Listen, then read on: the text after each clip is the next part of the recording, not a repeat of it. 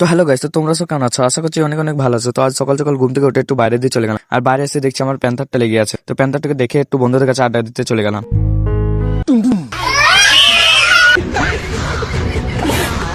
আর তোমাদেরকে কি বলবো ভাই, আমার ক্যামেরার সামনে কেউ ভয়ে আসতে চাইছে না এইসব এডিট করছি বলে। আর এইসব এডিট যখন আমি করি ভাই, এতটা হাসি যাবে আমি তোমাদেরকে বলে বোঝাতে পারবো না। আর যাই হোক, নিজেকে কন্ট্রোল করে ভিডিওটা এডিট করি তাই। তো যাই হোক, কিছুক্ষণ বন্ধুদের সাথে টাইম কাটিয়ে এবার বাড়ির মধ্যে চলে এলাম। তারপর বাড়িতে এসে একটু কাল জাদু করে রেডি হয়ে গেলাম।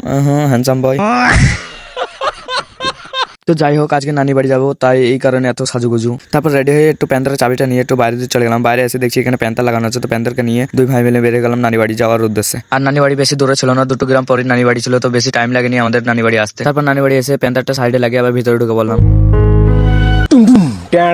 আর এখানে এসে দেখছি খালাতো ভাই প্রথমে চলে এসেছে। তো এসেই ভাই ঘুম পড়েছে ও, আর ও জানেই না যে আমি ভিডিওটা করেছি তা। আর মজা করতে করতে এদিকে খাবারের টাইম হয়ে গেছে। তো খাবারটা খেয়ে একটু দুলাভাই আর আমি প্যান্থারকে নিয়ে বেরিয়ে গেলাম ঘুরতে। তো ঘুরতে ঘুরতে একটু ভরতপুরের দিকে চলে এসেছিলাম। তো ভরতপুরে এসে একটু প্যান্থারকে সাইডে লাগিয়ে একটু দোকানের মধ্যে ঢুকে বললাম। তারপর দোকানে ঢুকে কিছু কেনাকাটা হচ্ছিলাম, আর তখনই মনে পড়লো যে গাড়ির চাবিটা কোথায়। তারপর গাড়ির কাছে গিয়ে দেখছি ভাই গাড়িতে লেগে আছে চাবি। আমি তো পুরো ভয় খেয়ে গেছিলাম। তো যাই হোক, কিছুক্ষণ ঘোরাঘুরি পর আবার নানি বাড়ি চলে এলাম। তো নানি বাড়ি এসে ভাইকে ডাক দিয়ে আবার বাড়ির দিকে রওনা দিলাম। তারপর বাড়িতে এসে ভাই আবার বলছে যে গাড়ি চালানো শিখবো, তাই ওকে মাঠের মধ্যে নামিয়ে দিলাম। দিয়ে বললাম যে তুই আস্তে আস্তে গাড়িটা চালা।